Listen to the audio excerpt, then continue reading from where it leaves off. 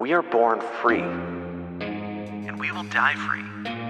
The time in between, though, that's complicated.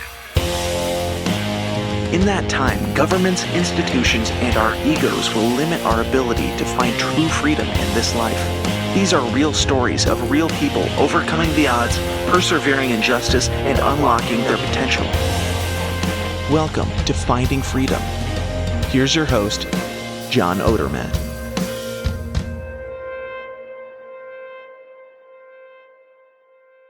Hey, welcome back to another episode of Finding Freedom right here on the Lions of Liberty podcast. And got a great guest lined up for today. We're going to be talking about liberty, going to be talking about food.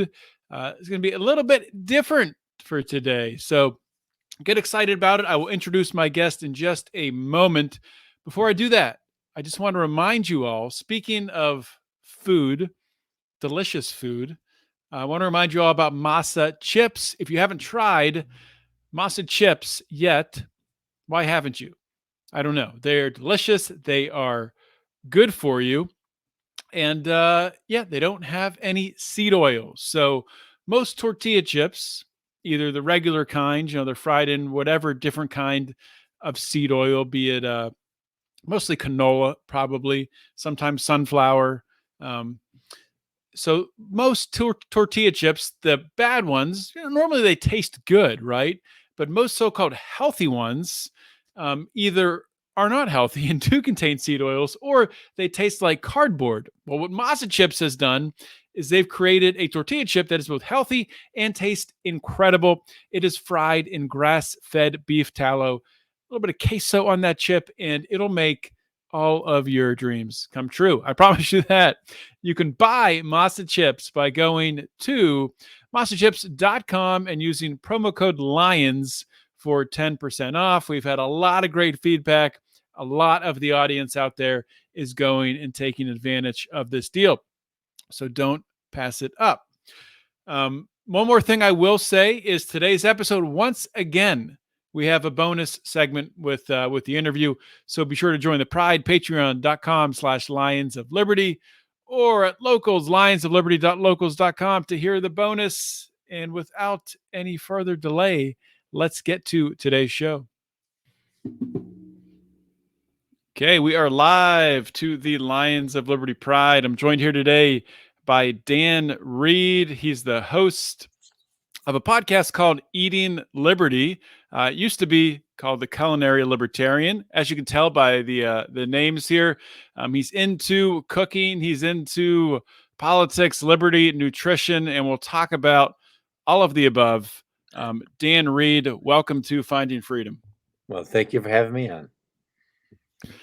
Good to have you here, and thank you for having me on your show. That was 2 or 3 weeks ago. I can never remember time, how it works. It seems to just fly by, but we had a good discussion. Really enjoyed that. So wanted to have you on my show to learn a little bit more about you and your backstory, your background, both in cooking and in liberty. So since I don't have many guests on here who really one of their passions or expertise is food, then I think we should start there because it's a unique thing. So let's start with food. How did you get into the culinary world? How did you get into cooking? The tragic answer is I thought it was a fairly easy profession to do. And so, 17-year-old kid, I was moderately competent with just like handyman stuff. I thought, well, cooking, that seems like it shouldn't be too hard. Well, it's difficult to explain how much of an understatement that was. So I thought, well, let's give this a shot. So the first thing I remember trying to make at home that was actually kind of like a French recipe was it's a dough called pot de choux, which is used for eclairs and for profiteroles, and you can actually even make donuts out of it. You can make gnocchi out of it, but it isn't it isn't simple. It isn't. It is kind of an advanced pastry because things happen, and if the cook isn't informed well about what to expect along each step, it's easy to think you made a mistake. Well, I was reading Mhm. Julia Child, who is no slouch, but didn't really provide lots of detail. And since I've never made anything like that before, I had no way to generalize this is perfectly fine. So I felt it didn't work. I threw it away and found out years later that was exactly what was supposed to be happening. So an inauspicious beginning to being a cook of any kind. Um, Mhm. so in Michigan, which is where I'm from, in the Metro Detroit area, there was two, but I went to Oakland Community College for culinary arts. I thought, well, let's go to school. Why not? That seems to be the smart thing to do. Um, and true to Oscar Wilde, 19-year-old male tradition, I knew everything there was to know in the whole world, and to prove it, just ask me, and I'll tell you. So I quit school to work in the restaurant, which is probably what should have happened in the first place. I think I actually wrote a book about 50 questions to ask a chef, and even through cooking for 20 or 30 years, I'm not certain formal higher education is necessary for cooking. There's a lot of good things to get out of school. Don't misunderstand me, Mhm. but I don't think the sheepskin at the end of the journey doesn't mean you're a chef. What you've Yeah.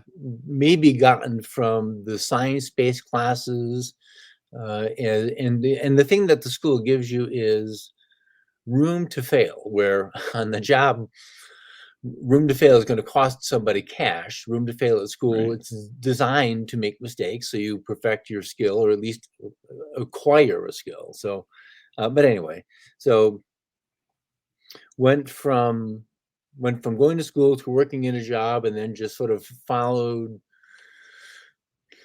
my nose of interest and what sounded interesting, and ended up having a pretty impressive career following what seemed to be a good thing to do, and finding people to work with. So So let me ask you a question here. So you said that you you got started in cooking because you thought it would be relatively easy. Obviously, somewhere along the way, it became apparent that it's not easy. So what kept you going? What made you fall in love with cooking?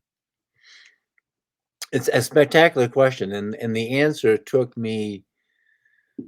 Well, there's a couple of aspects to the answer. One of the answers is a Midwest stick to itness, where you just keep going. And part of Mhm. that also was that it was a source of income, and I needed a source of income. And the one I had was better than the one that I didn't have, because that meant I had to not have one and maybe not get the other one.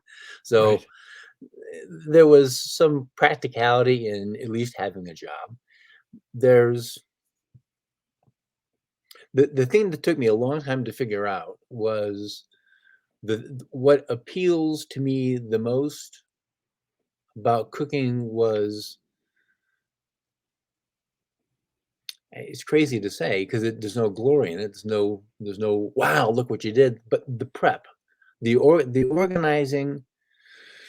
So making your prep list every day, coming in, looking at the line, what's missing, what's bad, what do I need to replace, what do I need to invent, what do I need to make, what's the specials,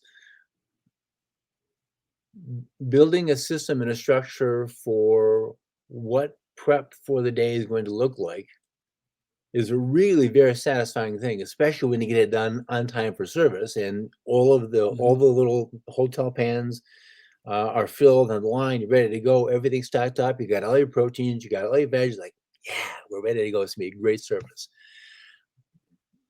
Putting the food on the plate, it's like, well, whatever. That's fine.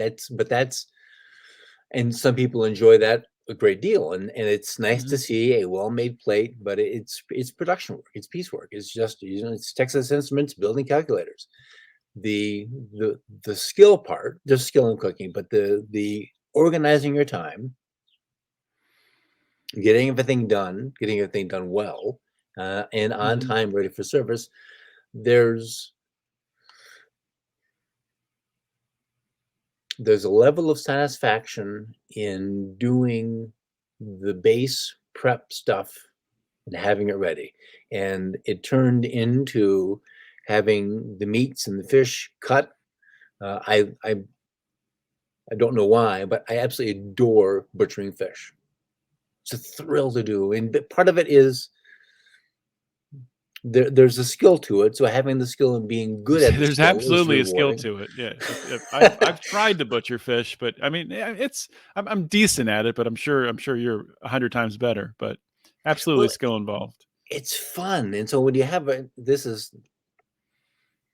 I don't know anything about wood carving, but I would imagine that for people who carve wood, there's some, because there's a knife involved, there's some related sense of satisfaction. But getting snappers were the funnest.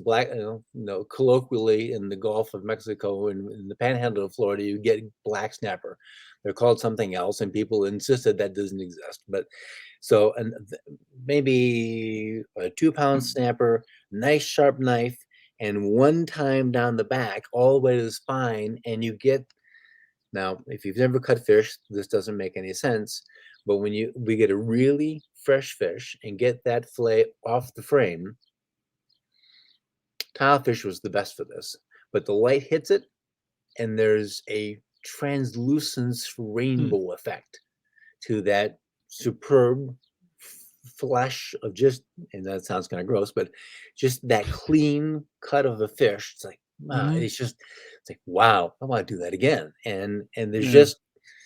there's a zenness to cutting fish that isn't the same with cutting meat. Now, cutting meat is rewarding, but there's something about cutting fish that just like, I don't. It's a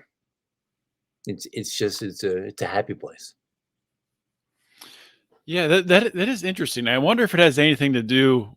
I mean, maybe I'm way off here, but obviously, cutting meat. We're dealing with you're dealing with other mammals, right? You're dealing with animals that are on this earth. Fish are almost like aliens. They're different, totally different creatures. Like, um, so maybe there's an aspect of that to it. I don't know.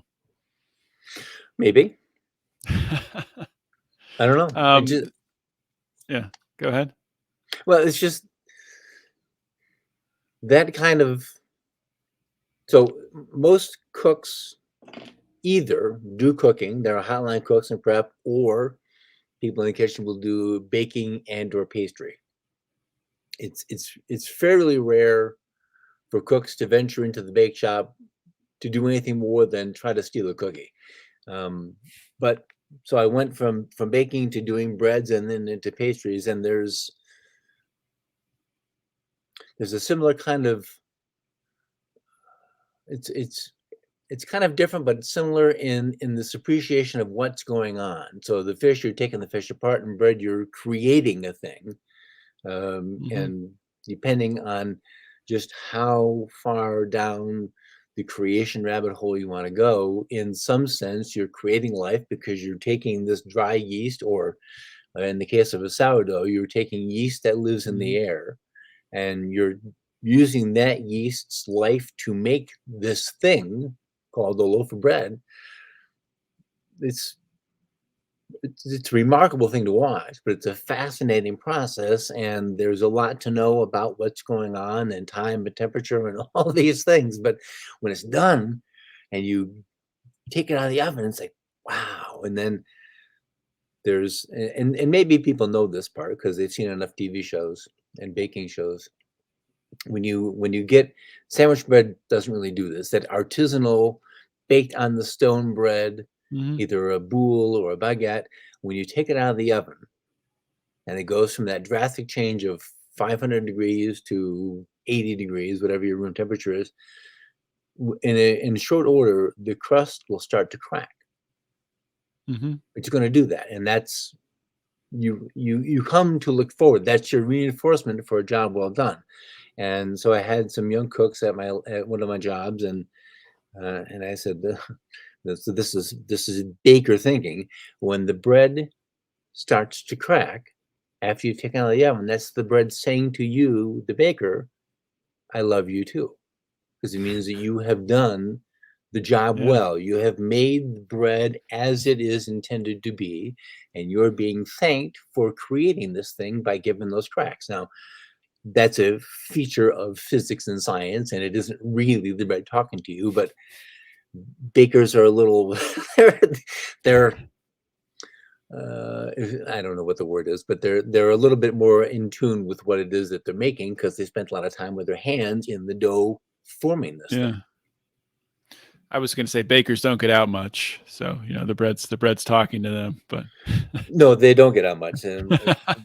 Bakers and chefs, I 80-hour week is just another week. yeah, that's not very easy, is it? When it comes down to it. But I think there is kind of an element of freedom to what you're talking about with being able to butcher a fish, and you're talking about really creating a meal. You're able to take a fish that comes, that's caught out of the water, butcher it and turn it into food and serve it to someone else. You're able to gather the ingredients and bring them together to bake a loaf of bread that you're able to feed yourself, your family, or other people with. And I think there's absolutely an element of self-ownership to that, that you, by having those skills, by being able to execute those skills in a manner that you're able to feed other people and they're happy with it. I think there is some freedom in being able to do that, which I think unfortunately is becoming less and less common over time, as so many people get into this, eating processed foods, eating things out of boxes and bags, and not going through the steps of gathering ingredients and cooking an actual meal. So do you have any thoughts around that? Yeah, I just had a recorded an interview yesterday for my show with a couple of ladies who founded a company that sells collagen.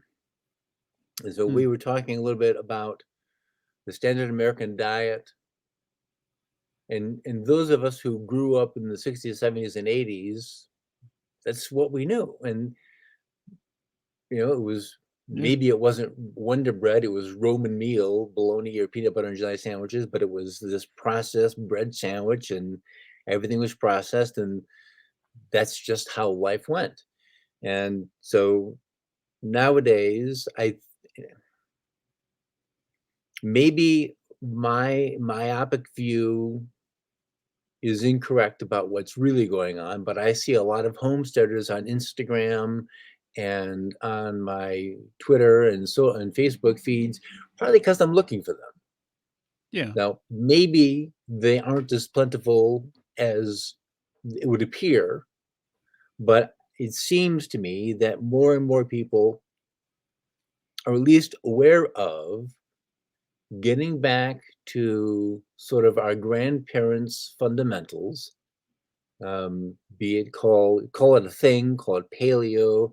Atkins isn't really that, but this ancestral kind of eating, I think, is increasing. At what rate, I have no idea. So there's an awareness that eating better food, eating nutrient dense, wholesome food Hmm. is a good choice.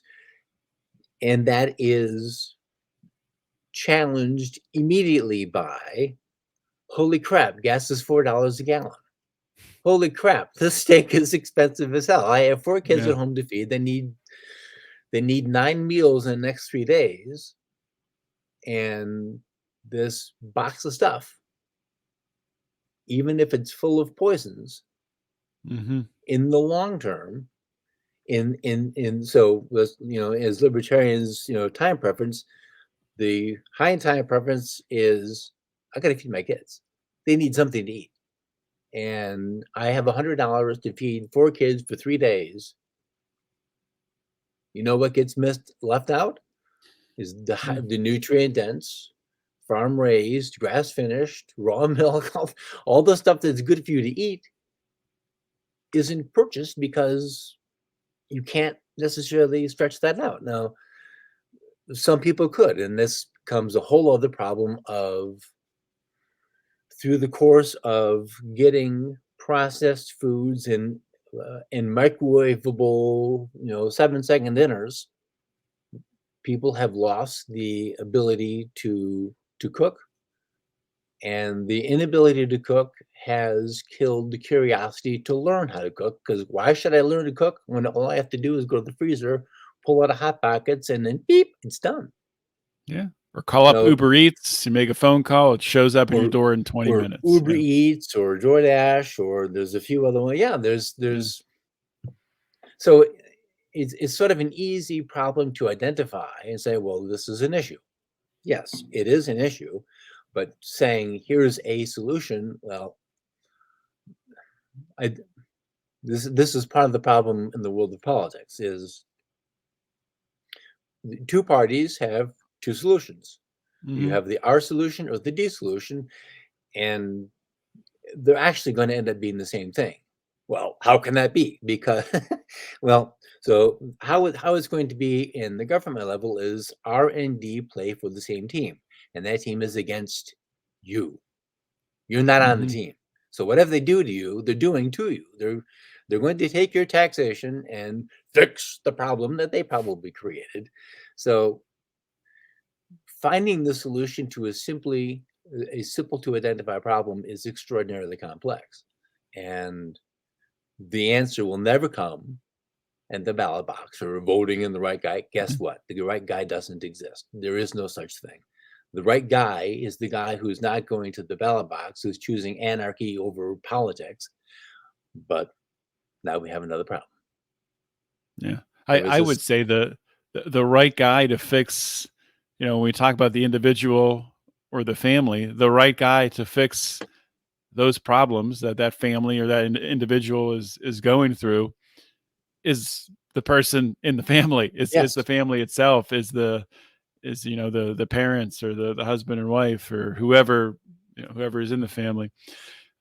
That's who's accountable to really fix the problems. And of course, government doesn't make life easy on us, but ultimately it is what it is, and we have to navigate and find our own solutions. So I love having other podcast guests on like you, because you kind of do your own transitions, and we've transitioned here, if you noticed, into politics. So I want to ask you about your origin story, your libertarian origin story. So how did you what school of thought did you come from? Did you come from more on the left, or more on the right, more progressive, or more conservative? And how'd you find liberty? how long is this show? Um, We got time. I started noticing politics at all in high school, and that might be kind of the time for pretty much anybody to do that. When I was in 10th grade, Ronald Reagan was shot, and I don't think anybody alive missed that piece of news. So that was going on, and so the hostages had been released a couple of years before. Reagan is shot, so everyone knows about Reagan and Republican. He was a spectacular, he was a really good theater at the debates. So that was kind of fun to watch. And my stepfather was a realtor. So trying to sell houses in the early 80s was a challenge. It was very Hmm. difficult to do. So, the Volcker rates of 20, at some point, I think they were up to 21, 22% prime lending rate, which is like, it's a lot. Yeah. So lots of things weren't happening in the economy, including not selling houses. So because that was the exposure I had, and Reagan, he was the one guy, he was going to fix everything. That was kind of the environment I grew up in. So I guess we're Republicans, and they don't really know what that meant. And I was too young to really know what it meant about Carter. Was excited about Ford because he was a Michigander. Well, that's a good reason to be excited about Ford if you're in Michigan, but everything after that's probably forgettable. So then I graduated, went to school, and ended up in the kitchen. And for this particular line cook, politics was irrelevant. I had, I had buckets of prep to do. I had lots of things to get done, and whoever was in Mhm. the White House made no difference because people are coming in the door, and your station is not set up. So that didn't matter. It was some years later, and they all gets kind of a blur. I was probably in my late 40s, and I don't know the series of events. But I was listening to a variety of right wing talk show hosts. I had found Rush a few years before and gave up on Rush. I found Hannity, gave up on Hannity. Found Levin, gave up on Levin. Glenn Beck for a little bit, and then I kept economics kept coming up, and not kept every once in a while. And Glenn really was talking about that the most. So I went to YouTube and I found this short little guy named Milton Friedman talking to Phil Donahue about greed. Mhm. Wow, damn! So the guy nailed it. I never even considered this thought before. This is impressive. So the hows, I don't know what came next, but Milton Friedman led into Tom Woods, which led into I've read a little bit of I've read Rothbard, a little bit of Mises, a little bit of Hoppe. You sort of go down this rabbit hole. You just sort of it's unavoidable actually. You sort of just trip and fall into it. It's like Alice, and you're exposed to a whole other kind of thinking, which is, I guess, a kindness to Republicans and Democrats to suggest that they actually do thinking at all. Um, I'm not convinced that they do thinking. I'm pretty convinced that they are just an endless array of knee-jerk responses to the last thing someone said. Mhm. Intellect isn't required to be a Republican or a Democrat. Um, some would say the same about libertarians, but at least you've got people, current people. I think Larry Sharp is is and make a pun on his name. I think Larry's pretty sharp. I think Larry gets some concepts that miss people and he makes them fairly easy to understand. I think Spike, I like Spike. I don't know Spike. I haven't talked to Spike. I Mhm. haven't even tweeted to Spike, but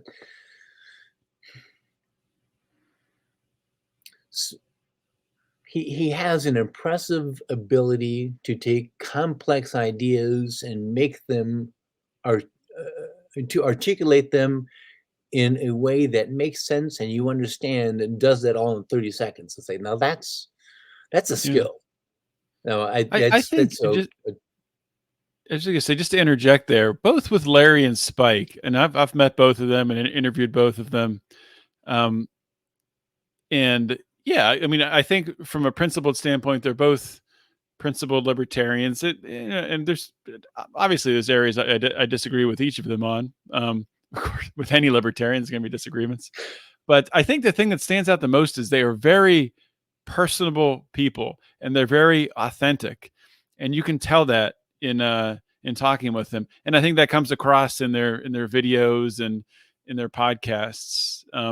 Which I think some of the times with libertarians, we don't come across that way. We come across as a little bit unhinged and argumentative. And with Larry and Spike, I think there's, people can tell that, when they're offering up a solution, that they actually care about the people that they're talking to. So I think that's important. But sorry to interrupt. Just wanted No, to no, interject that. I think you're right. And there's an unkind word to describe what some of those libertarians you're talking about. Um, I think that's the group they call the autistic libertarians, who just who live in this almost ideological, theoretical concept of what it should be. And I suppose as a place to begin, it's not a bad place to begin, but the inflexibility of recognizing that the same principle applies. There is no one solution for everybody, whether it's a Mhm. libertarian nap solution or a Democratic Republican solution. It's and it doesn't work. And to say that because I'm not Republican, I'm not Democrat, therefore my idea will fit everybody, seems to miss the basic point you just made. Wait a minute, guy. This isn't. No, This doesn't work that way. So, and that might be the libertarian who gets the most attention because it's the most polarizing.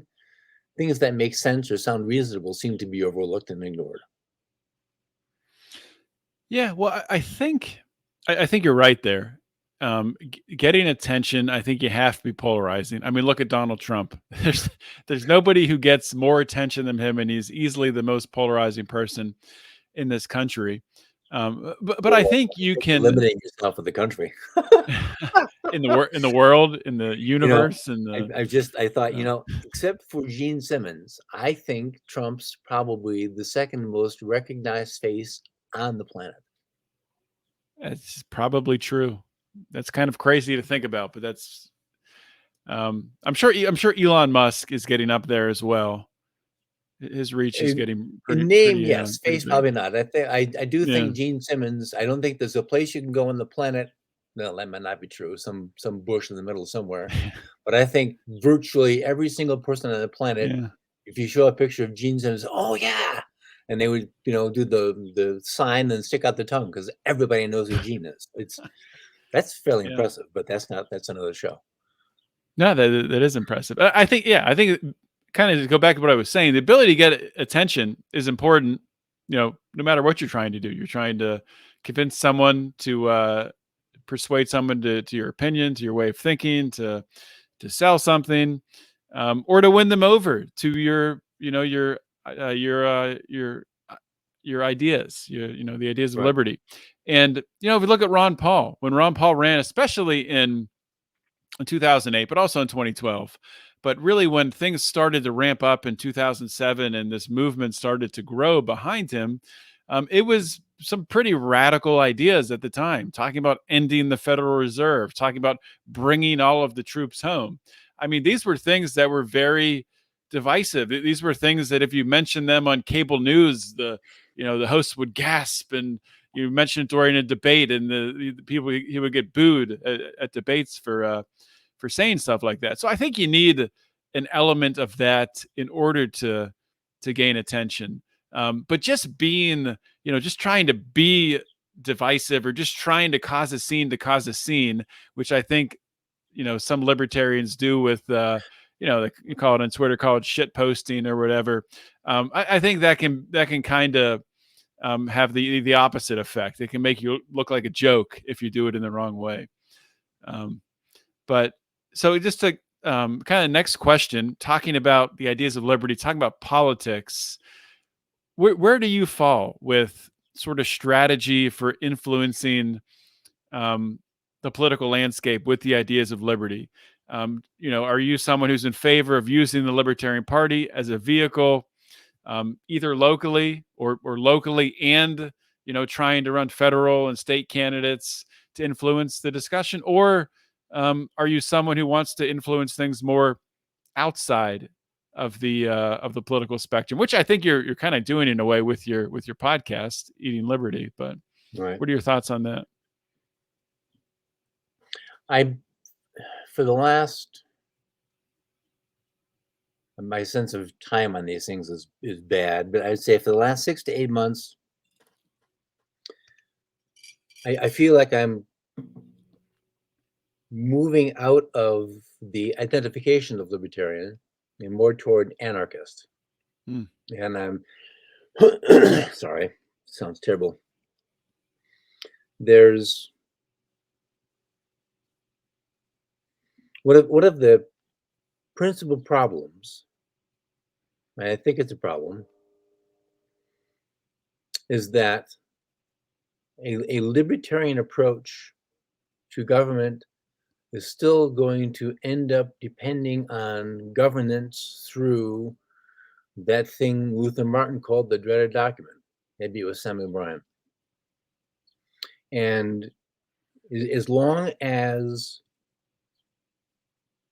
the thing written by lawyers for lawyers is called the law of the land, there's really not very much anybody in any, certainly federal office, is going to be able to do to change that. and I'm going to get well, I don't know. I've posted some what I've thought were fairly challenging posts and comments and ideas on social media and get nothing, not a single response. So that's kind of Mhm. weird to me, and who knows why that is, and I don't know.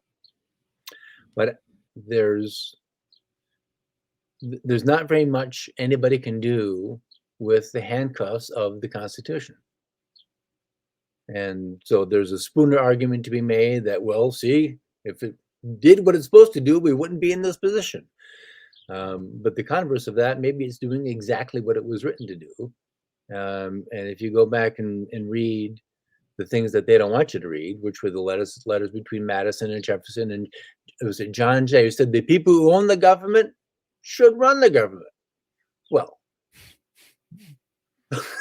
it's hard. That's a pretty big indictment about the mindset. The indictment is, Mhm. boy, that's funny. Given the timing of today, that's hilarious. I didn't even mean to do that. That's really, I'm genius. That says a lot about what was intended. And if you go back and read Madison's words, the states were to be useful, subordinately useful. They didn't want Mhm. this. They didn't give a crap about this. F you and your liberties and your rights. They didn't. That wasn't the purpose. The whole purpose of the dreaded document was to get Robert Morris out of trouble because he embezzled $30 million in gold from France.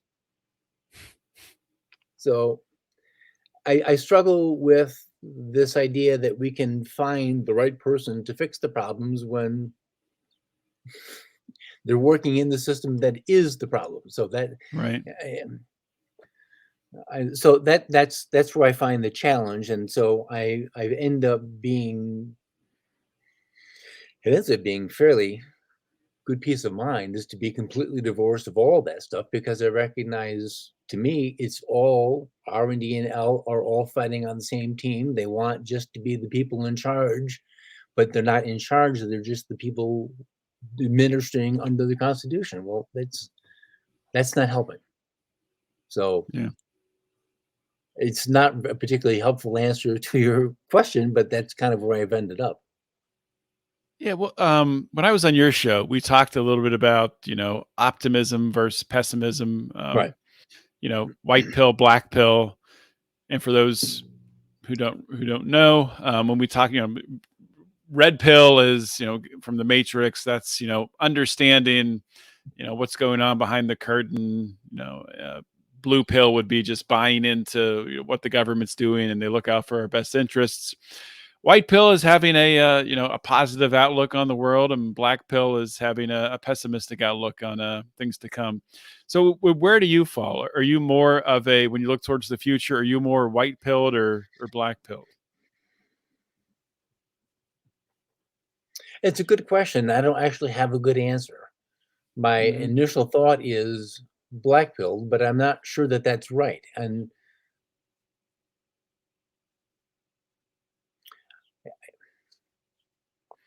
Well, it, I think, and tell me this, like, my experience lately, when when I talk to people on Twitter, and to a lesser degree on Facebook, I don't engage too much politically on Facebook, just because it's just a different environment. But on Twitter, things can go pretty crazy pretty quickly.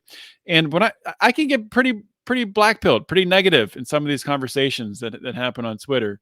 But when I look at, like, my actual life, if I'm going out and, for example, if I'm coaching my daughter's softball team and, talking to parents there, talking to other coaches, interacting with people in the community, you kind of remember, oh, wait a minute, there are normal people out here, and maybe we don't agree on everything. And I'm sure if we, started having some of these Twitter conversations in real life, maybe I would disagree with them. But those conversations don't happen, and you kind of remember that people are just trying to get by. People are trying to provide for their families. People are trying to do the best they can.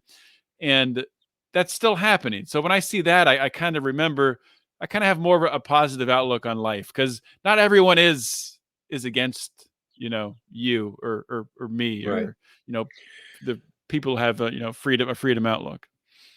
Well, I think that's a very valuable point. And my daughter's class, they just did the whole grade, all the different teachers of the same grade did this project. They had to pick a state and then make a diorama of that state and something or some things that are sort of indicative of the state, and then have a little blurb about it. So she picked West Virginia because she likes the story of John Henry. So she did that, and it's like she conceived of a very impressive thing and did a lot of it by herself. And the paper mache, the painting, like, wow, she really put a lot into this. And so she had a note card of 2 sides of a little factoids of things to say.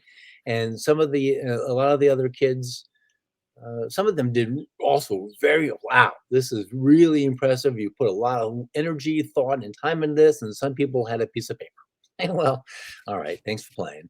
But I knew some of the kids because they were on my daughter's sports team. So I'd ask them, what'd you do? And they'd tell me. And I think, so all that is to say, I think the answer to are you black pilled or white pilled is that I'm both at the same time. Yeah. Depending on, so seeing these kids in the gym, having done their little parade of march with their stuff, whether or not that piece of paper was the best that they can do, I don't care. I'm not the one giving the grade. It's not my problem. But the ones who worked hard were really proud of the work. And as far as I know, this is the world. I'm making this thing for this class. And the parents were proud of them and everyone. So everything's good in the world in that gymnasium and that school on that day. Now, somewhere else, something bad's going on in the world. I think it's possible to be optimistic and pessimistic at the same time. Probably not about the same things, though. And I know a small handful of people who got COVID. I know nobody who died from COVID or COVID-related disease, CRD. We got to think of something like ARC. I don't know. Now, this doesn't mean it isn't happening, but I don't know anybody who has adverse effects from the jab. I know plenty of people who got the jab. I know plenty of people who got more than one of the jabs. All of the bad things that are supposed to be happening because of the jabs, I don't see it. Now, I'm not stupid enough to say that doesn't mean it isn't happening, but I sort of think, well, hang on a minute. So all the horribleness of COVID, I know a few people lost their sense of smell for a little while, and then that's it. So we're wanted to by those who own the world. We're wanted to believe a particular set of thoughts and particular things happening. Oh no, hang on, we're going to change. No, we're moving over to this now. Everybody, it's like that camera, the family reunion. Everybody take 2 steps to the left, and because it isn't proof that it isn't there, but I sort of have to ask myself if the things they tell me are going on, both for the negative and the positive, are completely outside of my line of view. Now, admittedly, I don't go to very many places, so that could be part of it. But I have to become skeptical about what it is I'm being told is actually happening in the world. And when I become skeptical about those things, I have to distrust the sources of information. And you follow the chain far enough, you know where that goes. And so my pessimism comes from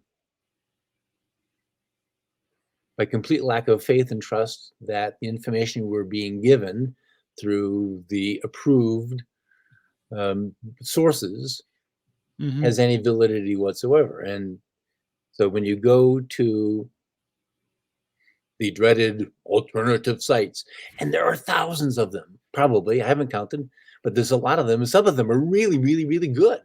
Yeah. And they have solid reputations. And when you go to that site or those sites and you see that that they all have completely different information than all the other approved sites, well, I think the reasonable person has to stop and say, what's going on here? Something doesn't add up. If everybody outside of the outside of the cool club disagrees with what the cool club says, then something isn't right. And I think you have to be skeptical, and it sort of creates this black pill moment where it's overwhelming. If everything you're being told is a lie, holy crap, that's a lot. Yeah, that is a lot, because why are we being lied to so much? Why are all these different things being forced down our throat?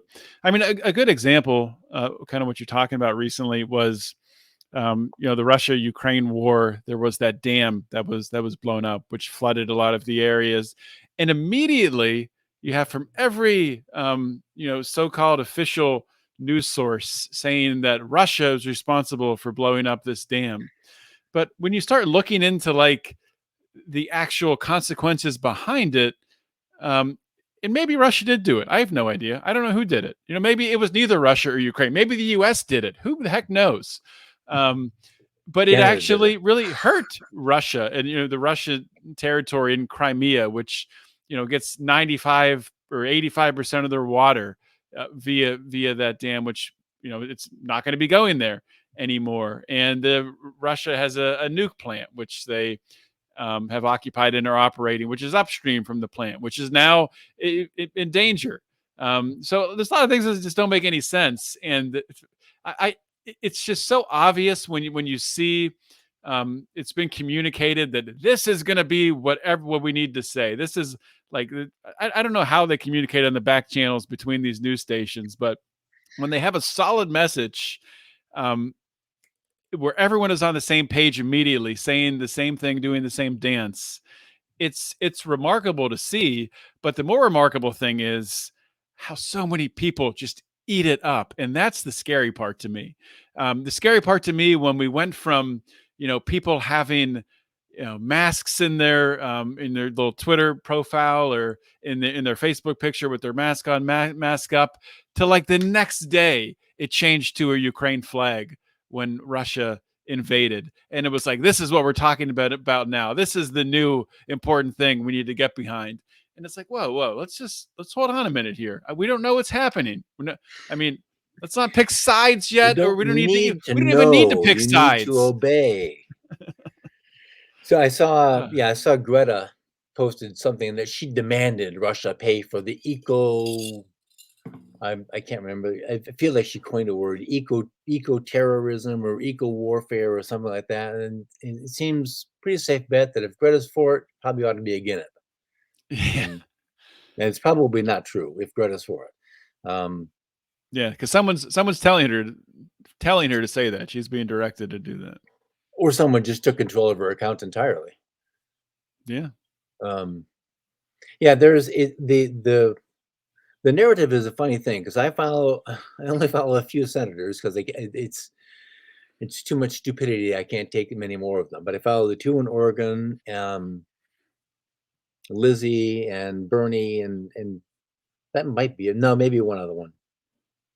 But whenever something really important happens, when there's something really amazing, low-hanging fruit that's got to get out to the masses, within minutes, all of them have nearly identical language in their tweets.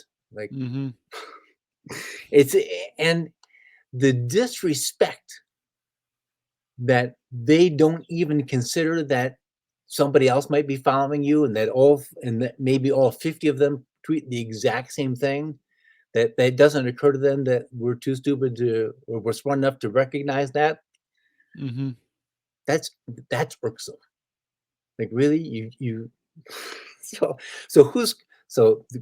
you asked the question, who's controlling that narrative? Who's telling these senators this is what our message is today?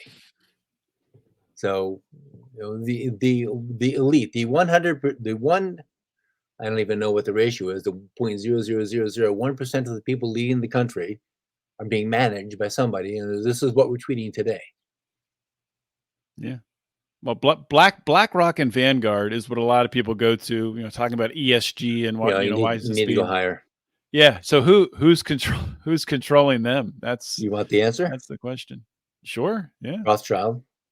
Rothschild. Vatican. Probably. Buckingham Palace. Find your Buckingham Palace. trillionaires. You think Buckingham Palace has that much influence? Find your trillionaires, and that's who's running the world. Yeah. Certainly would make sense for sure. Dan, we're going to do a quick bonus here in a minute, but before we jump to that, I want you to give your plugs for your podcast. If you want to plug social media, anything you want people to go to. Well, the easy thing is to go to culinarilibertarian.com/podcasts. That is all of the shows on the page there. And you were, I think, 3 episodes ago, I looked it up, and May 29th was the day that our episode dropped. It was episode 243. So that was 2 episodes ago from 3 episodes ago. I can't. I went to American school. I can't add 1 + 2. And then all the other stuff is there. So if politics isn't of interest to you, but you like cooking, there's a lot of recipes on the page. It's it's a little sloppy, but it's all there. Social media handles there if that's what you're interested in. I'm not going to plug them here because that's too much. So culinarilibertarian.com/podcasts.